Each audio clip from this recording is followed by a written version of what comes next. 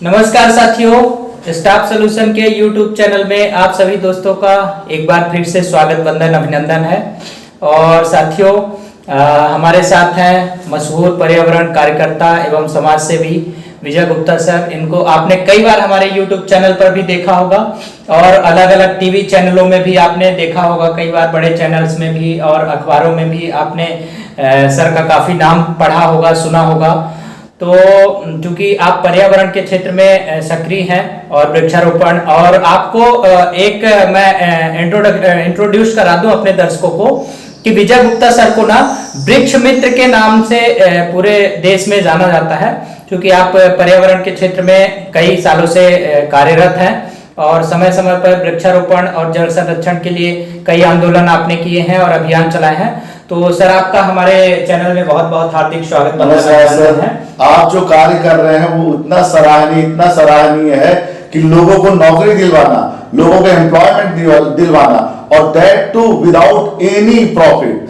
मतलब आपकी मैं इस बात से बहुत ज्यादा प्रभावित हूं कि जो आप लोगों को नौकरी दिलवाते हैं और उसमें आपका कुछ भी इन्वॉल्वमेंट नहीं होता, मतलब लोगों से कोई पेमेंट नहीं लेते। इसके लिए आपको जितना सैल्यूट करूं, जितना तहे दिल से आपका शुक्रिया अदा करूं सभी की तरफ से, वो बहुत कम है।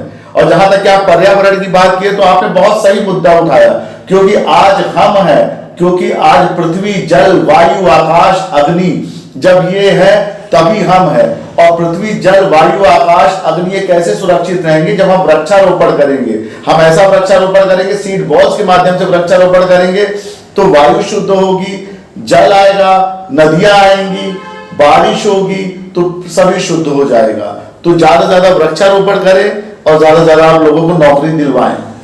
बहुत बहुत शुक्रिया सर। ये तो आपका बड़प्पन है कि आपने हमारी तारीफ की, वरना मैं अपने आप को तारीफ के काबिल तो नहीं समझता हूं। बहुत ही पुण्य का काम कर रहे हैं। कहते हैं ना, नर सेवा ही नारायण सेवा है, तो आप वही सेवा कर रहे हैं। तो सर, आज हमारा जो विषय है, चर्चा का जो विषय है, चूंकि आज मेरे पास थोड़ा सा समय की भी कमी है, तो मैं संक्षेप रूप में आपसे ये जानना चाहूँगा। हमारे पास जो स्टाफ सॉल्यूशन सर्विसेज है उसके अंदर बहुत सारी अपॉर्चुनिटी आती हैं, अलग अलग शहरों के लिए, अलग अलग लोकेशंस के लिए, और लगभग सारे सेक्टर हम कवर करते हैं, चाहे आईटी इंडस्ट्री हो, चाहे ऑटोमोबाइल इंडस्ट्री हो, चाहे एफएमसीजी सेक्टर हो, या फिर एजुकेशन सेक्टर हो। हर प्रोफाइल की, हर चीज़ की अपॉर्चुनिटी आती है हमारे पास। लेकिन आज जो मार्केट की स्थिति है उसमें कहीं ना कहीं हर बंदे को या हर कंपनी को, मतलब सेल्स प्रोफाइल की मैं बात करना चाहूंगा, सेल्स प्रोफाइल की सबसे ज्यादा ओपनिंग्स आती हैं। लेकिन हमारे युवाओं के साथ एक सबसे बड़ी समस्या ये हो जाती है कि सेल्स या मार्केटिंग प्रोफाइल की जॉब से बहुत सारे बंदे घबरा जाते हैं, परेशान हो जाते हैं कि सर सेल्स प्रोफाइल में नहीं जाना, मार्केटिंग की जॉब हम नहीं करना चाहते हैं। तो इसका क्या कारण लगता है और सेल्स प्रोफाइल को आप किस तरीके से देखते हैं, वो थोड़ा सा हम आपकी तरफ से अपने दर्शकों के लिए जानना चाहते हैं। सबसे पहली बात तो ये है कि जैसे आप सभी सेक्टर में जॉब प्रोवाइड करते हैं, तो आज अगर हम युवा पीढ़ी का, जो हमारे पास रिसर्चेस हैं और जितने साइंटिफिक डेटास हैं, तो ये देखा जाता है कि युवा पीढ़ी जो है आज जॉब स्टार्ट करने में ही घबराती है। सेल्स ही नहीं, अगर आप उनको एचआर की जॉब देते हैं तो उनकी एक्सपेक्टेशंस इतनी हाई होती है। अगर कोई बंदा उनको सैलरी 10,000 देता तो उनकी एक्सपेक्टेशंस 15,000 होती है। मैं कहता हूं कि अगर जो भी सैलरी मिल रही है किसी ऑर्गेनाइजेशन में, एक ऐसे ऑर्गेनाइजेशन में काम करिए जहां पे सैलरी की गारंटी 100% हो। जो सैलरी मिल रही पहले आप स्टार्ट करिए। आपके पास डिग्री है, बीई की डिग्री है, आपके पास पोस्ट ग्रेजुएशन की डिग्री है, कॉमर्स की है, आर्ट्स की है, सेल्स की है, मार्केटिंग की है, एचआर की है, तो आप पहले जॉब ज्वाइन करिए। ज्वाइन करने के बाद जैसे ही आपके पास एक्सपीरियंस आएगा तो आपके ब्रेड में जो है बटर लग जाएगा, और बटर लग जाएगा तो आपकी वैल्यू अपने आप ही मार्केट में बढ़ जाएगी। 10,000 से आप 1 लाख रुपए भी पहुंचेंगे। जहां तक सेल्स की बात कर रहे हैं तो आपको यह बता दें कि पूरी इंडस्ट्री का बैकबोन जो है सेल्स है। सेल्स को कोई कंपनी इग्नोर नहीं कर सकती, और मैं आज की युवा पीढ़ी को बताना चाहता हूं कि सेल्स से अच्छी प्रोफाइल शायद ही कोई मार्केटिंग या पूरी कंपनी में कोई हो।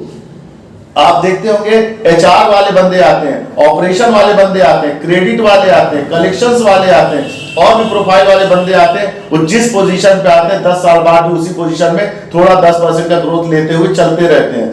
क्योंकि ऑपरेशन फील्ड की जॉब में क्या होता है कि जो हायरार्की होती है, जो एक बंदा होता है या एचआर में होता है, उसके ऊपर जो हायरार्की होती है, एरिया मैनेजर होगा, रीजनल मैनेजर होगा, जोनल मैनेजर, नेशनल मैनेजर, तो वो जनरली जॉब छोड़ते नहीं है।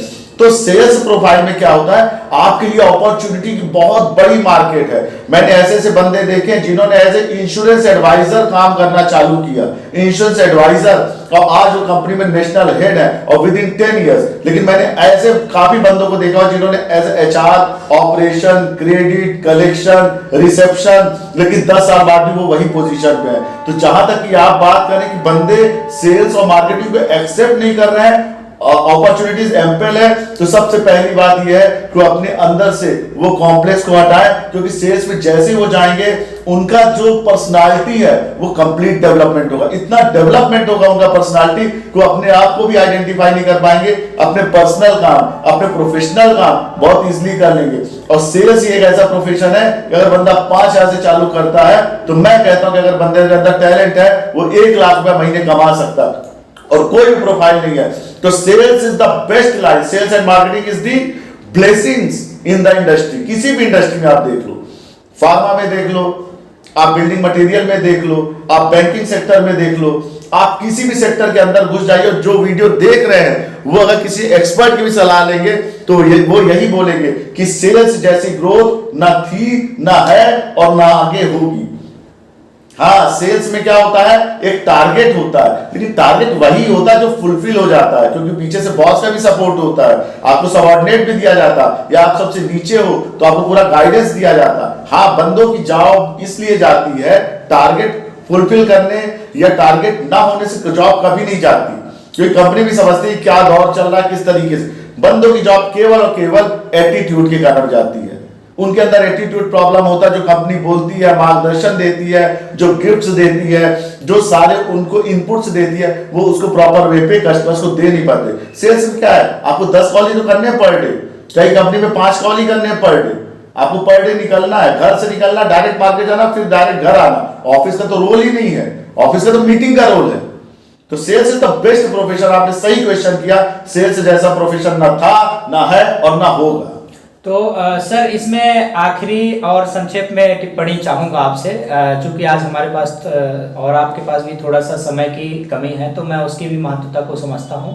तो आखिरी प्रश्न आपसे इस चीज़ का उत्तर चाहूँगा मैं कि अगर जैसे बंदा किसी भी स्ट्रीम का है, फॉर एग्जांपल अगर उसने टेक्निकल प्रोफाइल की पढ़ाई की हुई है, फॉर एग्जांपल मैकेनिकल इंजीनियर है या इलेक्ट्रिकल इंजीनियर है या अन्य किसी फील्ड से आया है, तो क्या वो बंदा भी सेल्स में अपना एक अच्छा कैरियर बना सकता है? आप देखिए, mechanical engineer, technical engineer, civil engineer, IT expert, इन सब के लिए सेल्स में प्रोफाइल है।